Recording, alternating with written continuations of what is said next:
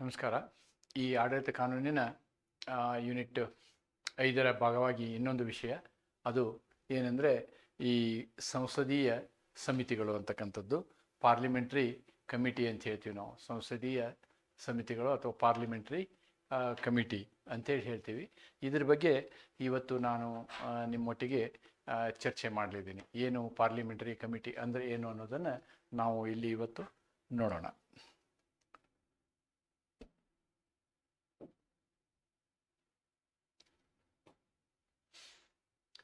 A parliamentary committee is a panel of parliament members that is formed to handle specific responsibilities and examine various government policies, bills and administrative matters. ನೋಡಿ, ಇವತ್ತೊಂದು parliamentary committee ಇವತ್ತು ಈ ವಕ್ಫ್ bill ಬಗ್ಗೆ ತನ್ನ ವರದಿಯನ್ನು ಇವತ್ತು ಸ್ಪೀಕರಿಗೆ ಕೊಡ್ತು. Today ಅದರಲ್ಲಿ ತೇಜಸ್ವಿ ಸೂರ್ಯ ಅವರು ಕೂಡ ಒಬ್ಬ ಸದಸ್ಯರು. ಇವತ್ತು ಅದನ್ನು ಏನು ಮಾಡ್ತಾರೆ ಅಂತಂದರೆ ವಕ್ಫ್ ಬೋರ್ಡ್ಗೆ ಒಂದು ಬಿಲ್ ಮಾಡ್ತಾ ಇದ್ದಾರೆ, ಹೊಸ ಕಾನೂನು ತರ್ತಾ ಇದ್ದಾರೆ.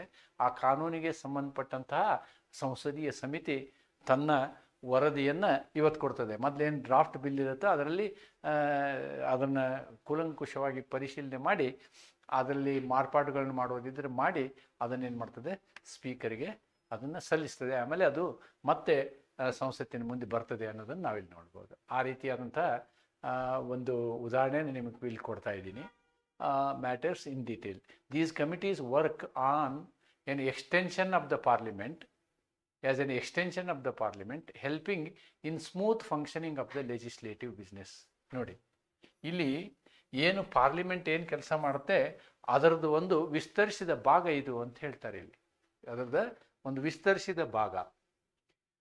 ಸಂಸದೀಯ ಸಮಿತಿ ಎಂದರೆ ಸಂಸದರನ್ನು ಒಳಗೊಂಡಂಥ ಸಮಿತಿ ಆಗಿದ್ದು ಅದು ನಿರ್ದಿಷ್ಟ ಜವಾಬ್ದಾರಿಗಳನ್ನು ನಿರ್ವಹಿಸಲು ಹಾಗೂ ವಿವಿಧ ಸರಕಾರಿ ನೀತಿ ಮಸೂದೆಗಳು ಮತ್ತು ಆಡಳಿತಾತ್ಮಕ ವಿಷಯಗಳನ್ನು ಗಮನವಾಗಿ ಪರಿಶೀಲಿಸಲು ರಚಿಸಲ್ಪಡುತ್ತದೆ. ಈ ಸಮಿತಿಯು ಸಂಸದೀಯ ಕಾರ್ಯನಿರ್ವಹಣೆಯ ಸುಗಮತೆಗೆ ಅವಕಾಶ ಅಥವಾ ಸಹಾಯ ಮಾಡಿಕೊಡುತ್ತದೆ.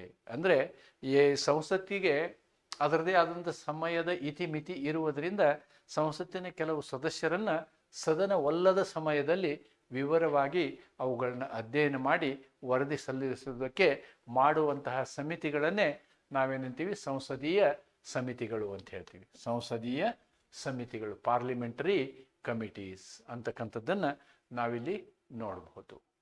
ಈ ಪಾರ್ಲಿಮೆಂಟರಿ ಕಮಿಟಿಯಲ್ಲಿ 2 ಕಮಿಟಿ ಬರ್ತವೆ. ಒಂದು ಸ್ಟ್ಯಾಂಡಿಂಗ್ ಕಮಿಟಿ ಅಂತ ಹೇಳ್ತೀವಿ, ಇನ್ನೊಂದು ಅಡ್ಹಾಕ್ ಕಮಿಟಿ ಅಂತ ಹೇಳ್ತೀವಿ.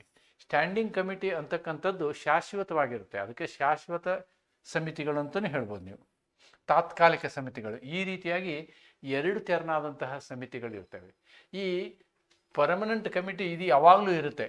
ತಾತ್ಕಾಲಿಕ ಕಮಿಟಿ ಕೆಲವು ವಿಷಯದ ಬಗ್ಗೆ ಕಮಿಟಿಯನ್ನು ಮಾಡ್ತಾರೆ, ಆ ಕಮಿಟಿ ನಂತರ ಅಥವಾ ಸಮಿತಿ ನಂತರದಲ್ಲಿ ಅದು ಬರ್ಖಾಸ್ತುಗೊಳ್ಳುತ್ತೆ. That is what is called temporary. ಈ ರೀತಿ 2 ವಿಧಗಳಿದ್ದಾವೆ. ಯಾವ್ಯಾವ ಒಂದೊಂದು ವಿಧದಲ್ಲಿ ಯಾವ ರೀತಿಯ ಕೆಲಸಗಳು ನಾವು ಮಾಡ್ತೇವೆ ಅನ್ನೋದನ್ನು ಒಂದೊಂದಾಗಿ ನೋಡೋಣ. Standing committee. ಪರ್ಮನೆಂಟ್ ಕಮಿಟಿಗಳು ಯಾವ್ಯಾವು? ಪರ್ಮನೆಂಟ್ ಕಮಿಟಿಗಳು ಅಥವಾ ಖಾಯಂ ಕಮಿಟಿಗಳು ಯಾವ್ಯಾವು? These are permanent committees that function continuously. ನೋಡಿ, ಇವು ನಿರಂತರವಾಗಿ ಕೆಲಸ ಮಾಡ್ತಾ ಇರ್ತೇವೆ. They are further divided into following sub categories. ಇವುಗಳನ್ನ ಮತ್ತೆ ಈ ರೀತಿಯಾಗಿ ಭಾಗ ಮಾಡ್ಬೋದು. ಒಂದು ಕಮಿಟಿ ನೋಡಿ, ಅದು ಫೈನಾನ್ಷಿಯಲ್ ಕಮಿಟಿ. ನೋಡಿ, ಇದರಲ್ಲೇ ಫೈನಾನ್ಷಿಯಲ್ ಕಮಿಟಿ, ಅದರಲ್ಲಿ 3 ಭಾಗ. ಫೈನಾನ್ಸ್ ಕಮಿಟಿಯಲ್ಲೇ 3 ಭಾಗ. ಒಂದನೇದು ಸ್ಟ್ಯಾಂಡಿಂಗ್ ಕಮಿಟಿಯಲ್ಲಿ ಫೈನಾನ್ಷಿಯಲ್ ಕಮಿಟಿ ಅಂತಕ್ಕಂಥದ್ದು ಒಂದು ಮೇನ್ ಪಾರ್ಟು. ಈ ಮೇನ್ ಪಾರ್ಟಲ್ಲಿ ಈ 3 sub part. Public accounts committee ನೋಡಿ, examines government expenditure and audit reports of the controller and auditor general. C&AG ಏನು ರಿಪೋರ್ಟ್ ಕೊಡ್ತಾರೋ ಆ ರಿಪೋರ್ಟ್ ಏನಾಗುತ್ತೆ ಅಂತಂದರೆ ಪಬ್ಲಿಕ್ ಅಕೌಂಟ್ಸ್ ಕಮಿಟಿ ಮುಂದೆ ಹೋಗುತ್ತೆ. ಅವರು ಅದನ್ನು ಪರೀಕ್ಷೆ ಮಾಡಿ ಎಕ್ಸಾಮಿನ್ ಮಾಡಿ ಅದರಲ್ಲಿ ತನ್ನ ರಿಪೋರ್ಟನ್ನು ಅದೇನು ಮಾಡ್ತದೆ, ಸಂಸತ್ತಿಗೆ ಸಲ್ಲಿಸ್ತದೆ. ಎರಡನೇದು estimate committee. Examines how public funds are used. ಅಂದರೆ ಸಾರ್ವಜನಿಕ ಹಣವನ್ನು ಯಾವ ರೀತಿ ಉಪಯೋಗ ಮಾಡಲಾಯಿತು ಮತ್ತು ಅದರಲ್ಲಿ ಏನು ಇಂಪ್ರೂವ್ಮೆಂಟ್ನ ಮಾಡ್ಬೋದು, ನಾವು ಇನ್ನೂ ಸರಿಪಡಿಸ್ಬೋದು ಅನ್ನೋದನ್ನು ಆ ಕಮಿಟಿ ಹೇಳ್ತದೆ. ಕಮಿಟಿ ಆನ್ ಪಬ್ಲಿಕ್ ಅಂಡರ್ಟೇಕಿಂಗ್ಸ್, ನಾನು ಹೇಳಿದ್ನೆಲ್ಲ ಕೋಪು ಅಂತಾರೆ ಇದಕ್ಕೆ. ಕೋಪು ನಾವು ಪಬ್ಲಿಕ್ ಅಂಡರ್ಟೇಕಿಂಗ್ಸ್ ಮಾಡಬೇಕಾದ್ರೂ ಇದ್ರ ಬಗ್ಗೆ ಮಾತಾಡಿದ್ದೀವಿ. Committee on public undertaking it evaluates the performance of the public undertakings. ನೋಡಿ, ಇವೆಲ್ಲ ಪರ್ಮನೆಂಟ್ ಕಮಿಟಿಗಳು. ಇವೆಲ್ಲ ಏನಿವು ಪರ್ಮನೆಂಟ್ ಕಮಿಟಿಗಳು, ಹಣಕಾಸಿಗೆ ಸಂಬಂಧಪಟ್ಟಂತಹ ಕಮಿಟಿಗಳು. ಈ ಕಮಿಟಿಗಳನ್ನು ಕನ್ನಡದಲ್ಲಿ ನಾವು ಹೇಳೋದಾದರೆ ಸಾರ್ವಜನಿಕ ಖಾತೆಗಳ ಸಮಿತಿ. ಇದು ಏನು ಮಾಡುತ್ತೆ, CNDG ಅವರ ವರದಿಯನ್ನು ಆಧರಿಸಿ ಅದನ್ನು ಪರಿಶೀಲಿಸ್ತದೆ. ಅಂದಾಜು ಸಮಿತಿ ಸಾರ್ವಜನಿಕ ನಿಧಿಗಳನ್ನು ಹೇಗೆ ಬಳಸಲಾಗಿದೆ ಎನ್ನುವುದನ್ನು ನೋಡುತ್ತದೆ. ಸಾರ್ವಜನಿಕ ಉದ್ಯಮಗಳ ಕಮಿಟಿ, ಸಾರ್ವಜನಿಕ ಉದ್ಯಮಗಳು ಯಾವ ರೀತಿ ಕಾರ್ಯಕ್ಷಮತೆಯನ್ನು ಮಾಡ್ತವೆ ಅಂತಕ್ಕಂಥದ್ದನ್ನು ನೋಡುವಂತಹ ಸಮಿತಿ. ಇವು ಶಾಶ್ವತ ಸಮಿತಿಯ ಎರಡನೇ ಭಾಗ. ಏನದು? Department related standing committees. ನೋಡಿ, ಒಂದೊಂದು ಡಿಪಾರ್ಟ್ಮೆಂಟ್, ಒಂದೊಂದು ಮಂತ್ರಾಲಯಕ್ಕೆ ಒಂದೊಂದು ಸಪರೇಟ್ ಕಮಿಟಿ ಇರ್ತವೆ. ಅವಕ್ಕೇನಂತಾರೆ? DRSCs ಅಂತಾರೆ, ಡಿಪಾರ್ಟ್ಮೆಂಟಲ್ ರಿಲೇಟೆಡ್ ಸ್ಟ್ಯಾಂಡಿಂಗ್ ಕಮಿಟೀಸ್ ಅಂತ ಹೇಳ್ತಾರೆ. ಅವು ಆಯಾ ಡಿಪಾರ್ಟ್ಮೆಂಟಿಗೆ ಸಂಬಂಧಪಟ್ಟಿರ್ತವೆ. ಆ ಡಿಪಾರ್ಟ್ಮೆಂಟಿಗೆ ವಿಷಯ ಸಂಬಂಧಪಟ್ಟದ್ದು ನಿನ್ನೆಲ್ಲ ನೋಡುತ್ತದೆ. ಡಿಪಾರ್ಟ್ಮೆಂಟಿನ ಪಾಲಿಸಿ ವಿಷಯ, ಡಿಪಾರ್ಟ್ಮೆಂಟಿನ ಬಜೆಟು, ಡಿಪಾರ್ಟ್ಮೆಂಟಿನ ಎಕ್ಸ್ಪೆಂಡಿಚರು, ಇವೆಲ್ಲವನ್ನು ಅದು ಚರ್ಚೆ ಮಾಡುತ್ತೆ. ಓಕೆ, ಇಲ್ಲಿ ಇವೆ ಸಮಿತಿಯ ನಿರ್ದಿಷ್ಟ ಸಚಿವಾಲಯ. ಉದಾಹರಣೆ ರಕ್ಷಣಾ, ಹಣಕಾಸು, ಆರೋಗ್ಯ ಈ ರೀತಿ, ಅಥವಾ IT, ಇವೆಲ್ಲವನ್ನು ಹೇಳ್ಬೋದು. ತಾವು ಮೇಲ್ವಿಚಾರಣೆ ಮಾಡುತ್ತಿರುವ ಸಚಿವಾಲಯಗಳ ಮಸೂದೆಗಳು, ಬಜೆಟ್ ಪ್ರಸ್ತಾವನೆಗಳು ಮತ್ತು ನೀತಿಗಳನ್ನು ಪರಿಶೀಲಿಸುತ್ತವೆ. ಒಂದು ಡಿಪಾರ್ಟ್ಮೆಂಟಲ್ ಕಮಿಟೀಸು, ಇನ್ನೊಂದು ಫೈನಾನ್ಸ್ ಕಮಿಟೀಸ್ ನೋಡಿದ್ವಿ ನಾವು. ಇದಲ್ಲದೆ ಬೇರೆ ಕಮಿಟಿನೂ ಇರ್ತವೆ, ಅದರ್ ಸ್ಟ್ಯಾಂಡಿಂಗ್ ಕಮಿಟೀಸ್. ಇವು ಕೂಡ ಪರ್ಮನೆಂಟ್. ಇವು ಮೂರು ABC, ನಾ ಏನು ಕೊಟ್ಟನಲ್ವಾ, ABC, ಇವು ಮೂರು ಕೂಡ ಪರ್ಮನೆಂಟ್ ಕಮಿಟಿಯ ಲಿಸ್ಟಲ್ಲಿ ಬರ್ತವೆ. Committee on petitions examines public grievances. ನೋಡಿ, ಸಾರ್ವಜನಿಕರ ದೂರುಗಳನ್ನು ಅದು ಪರಿಶೀಲನೆ ಮಾಡ್ತದೆ. ಕಮಿಟಿ ಆಫ್ ಪ್ರಿವಿಲೇಜಸ್ಸು ನೀವು ನೋಡೋದಾದರೆ ಮಹುವಾ ಮೊಯ್ತ್ರಾ ಅಂಥೇಳಿ ಹೇಳ್ಬೋದು. ಮಹುವಾ ಮೊಯ್ತ್ರಾ ಲಾಸ್ಟ್ ಸೆಷನ್ನಲ್ಲಿ ಈ ಮಹುವಾ ಮೊಯ್ತ್ರಾ ಮೇಲೆ ಒಂದು ಪ್ರಕರಣ ಬಂತು. ಆ ಪ್ರಕರಣದಲ್ಲಿ ಏನಾಯಿತು, ಈ ಕಮಿಟಿ ಆಫ್ ಪ್ರಿವಿಲೇಜಸ್ಸು ಇವರನ್ನು ಸಂಸತ್ತಿನಿಂದ ಬರಖಾಸ್ತುಗೊಳಿಸ್ತು, ಸಂಸತ್ ಸದಸ್ಯತ್ವವನ್ನು ಕಡಿಮೆ ಮಾಡ್ತು. ಆ ರೀತಿಯಾದಂತಹ committee handles breaches of parliamentary privileges. ಏನು ವಿಶೇಷ ಸ್ಥಾನಮಾನಗಳಿರ್ತವೆ ಸಂಸತ್ ಸದಸ್ಯರಿಗೆ, ಅದಕ್ಕೆ ಸಂಬಂಧಪಟ್ಟಂತಹ ವಿಷಯದ ಮೇಲೆ ಅದು ಚರ್ಚೆ ಮಾಡ್ತದೆ. Rules. Then business advisory committee. ನೋಡಿ, ಅಂದರೆ ಸಂಸತ್ತು ಯಾವ ರೀತಿ ನಡಿಬೇಕು ಅನ್ನೋದನ್ನು ರೂಲ್ಸ್ ಆ್ಯಂಡ್ ರೆಗ್ಯುಲೇಷನ್ಸ್ ಮಾಡೋದಕ್ಕೆ ಒಂದು ಕಮಿಟಿ ಇರುತ್ತೆ. ಅದಕ್ಕೆ plans the schedule of parliament sessions. ನೋಡಿ, ಪಾರ್ಲಿಮೆಂಟು ಅದರದ್ದು ಟೈಮ್ ಟೇಬಲ್ ಹೇಗಿರಬೇಕು ಅನ್ನೋದನ್ನು ಅದು ನೋಡುತ್ತೆ. Rules committee frames rules for parliamentary procedures. ಆ ಪಾರ್ಲಿಮೆಂಟ್ ಹೇಗೆ ನಡಿಬೇಕು ಅನ್ನೋದಕ್ಕೆ ಕಾನೂನುಗಳಿರ್ತವೆ, ಪಾರ್ಲಿಮೆಂಟ್ರಿ ಪ್ರೊಸೀಜರ್ ಲಾ ಇರ್ತದೆ, ರೂಲ್ಸ್ ಇರ್ತದೆ, ಆ ರೂಲ್ ಮಾಡುವಂಥದ್ದು. Committee on government assurances monitors if government assurances made in parliament are fulfilled. ನೋಡಿ, ಸರ್ಕಾರ ಏನು ಭರವಸೆಗಳನ್ನು ಕೊಡುತ್ತೆ, ಅದು ಭರವಸೆ ಈಡೇರಿದೆಯೇ ಎನ್ನುವುದನ್ನು ನೋಡುವುದಕ್ಕೆ ಒಂದು ಕಮಿಟಿ. ಈ ಎಲ್ಲ ಕಮಿಟಿಗಳು ಏನಾಗ್ತವೆ, ಈ ಸ್ಟ್ಯಾಂಡಿಂಗ್ ಕಮಿಟಿ ಅಥವಾ ಪರ್ಮನೆಂಟ್ ಕಮಿಟಿಗಳ ಲಿಸ್ಟ್ನಲ್ಲಿ ಬರ್ತವೆ. ಈ ಮೂರು ತೆರನಾದಂತಹ ಕಮಿಟಿಗಳನ್ನು ನಾವಿಲ್ಲಿ ನೋಡಬಹುದು. Then the second comes the ad hoc committee. ಅಂದರೆ ಇವು ಟೆಂಪ್ರರಿ. ಈ ಕಮಿಟಿಗಳು ಟೆಂಪ್ರರಿ ಆಗಿರ್ತವೆ, ಪರ್ಮನೆಂಟ್ ಆಗಿರೋದಲ್ಲ. These committees are formed for a specific task. ಒಂದು ನಿರ್ದಿಷ್ಟ ಉದ್ದೇಶಕ್ಕೆ ಇವನು ಫಾರ್ಮ್ ಮಾಡ್ತಾರೆ, ಆಮೇಲೆ ಅದು ನಿಂತು ಹೋಗ್ತದೆ. ಹೇಗೆ ಕಮಿಷನ್ ಆಫ್ ಎನ್ಕ್ವೈರಿನಲ್ಲಿ ನಾವು ಮಾತಾಡಿದ್ವೋ, ಒಂದು ಕಮಿಷನ್ ಮಾಡಿದರೆ ಅದ್ರ ಕೆಲಸ ಮುಗಿದ್ರೆ ಮುಗೀತು, ಅದು ಪರ್ಮನೆಂಟ್ ಆಗಿರೋದಿಲ್ಲ. ಇಲ್ಲಿಯೂ ಹಾಗೆ ಎಡಾ ಕಮಿಟಿಗಳ ಕೆಲಸವೇ ಹಾಗೆ.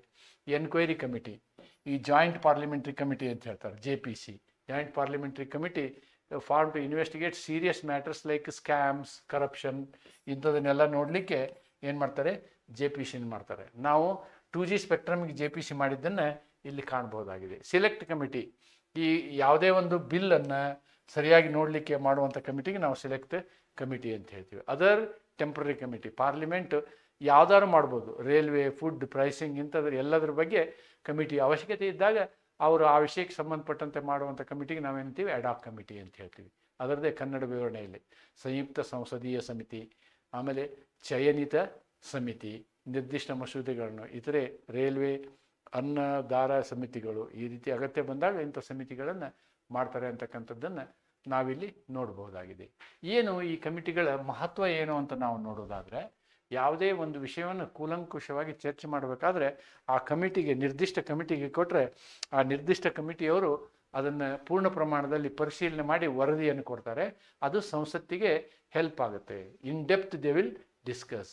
ಆಮೇಲೆ ಅವರು ಸಲಹೆಯನ್ನು ಕೊಡ್ತಾರೆ.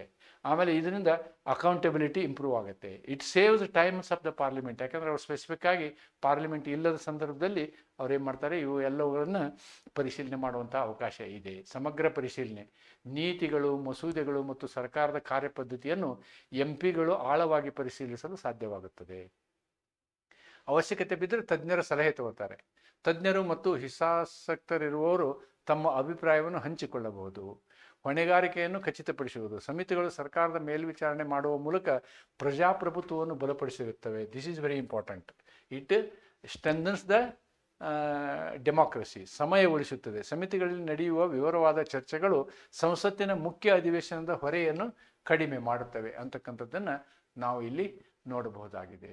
ಸೊ ಅದನ್ನೇ ಇಲ್ಲಿ ಟ್ಯಾಬ್ಯುಲರ್ ರೂಪದಲ್ಲಿ ನಾನು ನಿಮಗೆ ಹೇಳಲಿಕ್ಕೆ ಇಷ್ಟಪಡ್ತೀನಿ. ಕನ್ಫರ್ಮ್ ಇದನ್ನು ನಾವು ಏನು ಕನ್ಕ್ಲೂಡ್ ಮಾಡೋದಾದರೆ, ಪಾರ್ಲಿಮೆಂಟ್ರಿ ಕಮಿಟಿಗಳಲ್ಲಿ 2 ಥರ. ಒಂದು ಸ್ಟ್ಯಾಂಡಿಂಗ್ ಕಮಿಟಿ, ಇನ್ನೊಂದು ಎಡಾಕ್ ಕಮಿಟಿ. ಸ್ಟ್ಯಾಂಡಿಂಗ್ ಕಮಿಟಿನಲ್ಲಿ financial committee, departmental committee. Financial committee ಹೇಳಿದ್ಮೇಲೆ public account committee, estimate committee, public undertakings committee. ಇದರಲ್ಲಿ ಅಗ್ರಿಕಲ್ಚರು, ಡಿಫೆನ್ಸ್, ಹೀಗೆ ಎಲ್ಲ ಡಿಪಾರ್ಟ್ಮೆಂಟ್ಗೂ ಇರ್ತವೆ. ಸೋ ಆನ್ ಇರ್ತವೆ. ಆಮೇಲೆ ಅಡಾಕ್ ಕಮಿಟಿನಲ್ಲಿ ಜಾಯಿಂಟ್ ಕಮಿಟಿ, ಸೆಲೆಕ್ಟ್ ಕಮಿಟಿ, ಈ ಥರನಾದಂಥ ಕಮಿಟಿಗಳು ಇದರಲ್ಲಿ ಬರ್ತವೆ ಅಂತಕ್ಕಂಥದ್ದನ್ನು ನಾವು this is just a over view.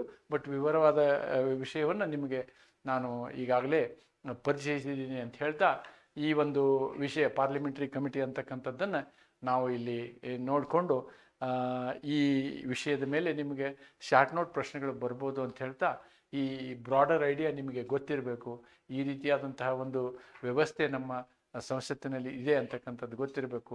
ಅಥವಾ ಈ ಕಮಿಟಿಗಳು ಏನು ಅಂತಂದರೆ, they are extended arms of the parliament ಅಂತ ಹೇಳ್ಬೋದು. ಸಂಸತ್ತಿನ ವಿಸ್ತರಿಸಿದ ಭಾಗಗಳು. ಅಂದರೆ ಸಂಸತ್ತು ತನ್ನ ಸಮಯದ ಅಭಾವದಿಂದ ಸಂಪೂರ್ಣವಾದಂತಹ ಪರಿಶೀಲನೆ ಮಾಡುವ ಉದ್ದೇಶದಿಂದ ಈ ರೀತಿಯಾದಂತಹ ಸಮಿತಿಗಳನ್ನು ರಚಿಸ್ತದೆ. ಅದರಲ್ಲಿ ಕೆಲವೊಂದು ಸಂಸ್ಥೆಗಳು ಖಾಯಂ ಆಗಿರ್ತವೆ, ಇನ್ನು ಕೆಲವು ಖಾಯಂ ಆಗಿರುವುದಿಲ್ಲ. ಅವು ಏನಾಗಿರ್ತವೆ, ತಾತ್ಕಾಲಿಕವಾಗಿರ್ತವೆ ಅಂತಕ್ಕಂಥದ್ದನ್ನು ನಾವು ನೋಡ್ತಾ ಈ ಒಂದು ಸಿಲೆಬಸ್ನ ಈ ಭಾಗವನ್ನು ಇಲ್ಲಿಗೆ ನಾನು ಮುಕ್ತಾಯಗೊಳಿಸ್ತೇನೆ. ಮತ್ತು ಇಲ್ಲಿ ನಾನು ಅಂದರೆ ಯೂನಿಟ್ 5ರಲ್ಲಿರ್ತಕ್ಕಂಥ ಬಹುಮುಖ್ಯವಾದ ಎಲ್ಲ ಸಿಲೆಬಸ್ನ ಎಲ್ಲ ಭಾಗಗಳನ್ನು ನಾನು ವಿವರಿಸಿದ್ದೀನಿ. ಉಳಿದಂಥ ವಿಷಯಗಳು ಅಂತಂದರೆ ಇಲ್ಲಿ ಲೋಕಾಯುಕ್ತ ಮತ್ತು ಲೋಕಪಾಲ್ ಮಸೂದೆಯ ಮೇಲೆ ಒಂದು ವಿಡಿಯೋನ ಮಾಡ್ತೀನಿ ನಾನು, ಮತ್ತು ಕರ್ನಾಟಕ ಲೋಕಾಯುಕ್ತ ಮೇಲೆ ಒಂದು ವಿಡಿಯೋ ಮಾಡ್ತೀನಿ. ಇನ್ನು 2 ವಿಡಿಯೋಗಳನ್ನು ತಕ್ಷಣದಲ್ಲಿ ಇನ್ನೊಂದು ಅಥವಾ 2 ದಿವಸದಲ್ಲಿ ಆ ವಿಡಿಯೋಗಳನ್ನು ನಿಮ್ಮ ಮುಂದೆ ತರ್ತೀನಿ ಅಂತ ಹೇಳ್ತಾ ಇವತ್ತಿನ ಈ ವಿಡಿಯೋನ ಇಲ್ಲಿ ಕ್ಲೋಸ್ ಮಾಡ್ತೀನಿ. ನಾನು ಇನ್ನೆರಡು ವಿಡಿಯೋಗಳನ್ನು ಮಾಡಿದರೆ ನನ್ನ ಈ ವಿಡಿಯೋಗಳ ಎಲ್ಲ ಸಂಖ್ಯೆಯಲ್ಲಿ ಎಲ್ಲವನ್ನೂ ನಾವು ನೋಡಿದಾಗ ಸಂಪೂರ್ಣವಾಗಿ ಆಡಳಿತ ಕಾನೂನಿನ ಎಲ್ಲ ವಿಡಿಯೋಗಳನ್ನು ನಾನು ಈ ನನ್ನ ಯೂಟ್ಯೂಬ್ ಚಾನಲ್ ತರಲಿಕ್ಕೆ ಪ್ರಯತ್ನ ಮಾಡಿದ್ದೀನಿ ಅಂತ ಹೇಳ್ತಾ ಇವತ್ತಿನ ಈ ವಿಡಿಯೋ ಕ್ಲಾಸನ್ನು ಇಲ್ಲಿಗೆ ಮುಕ್ತಾಯಗೊಳಿಸ್ತೀನಿ. ನಮಸ್ಕಾರ. Thank you.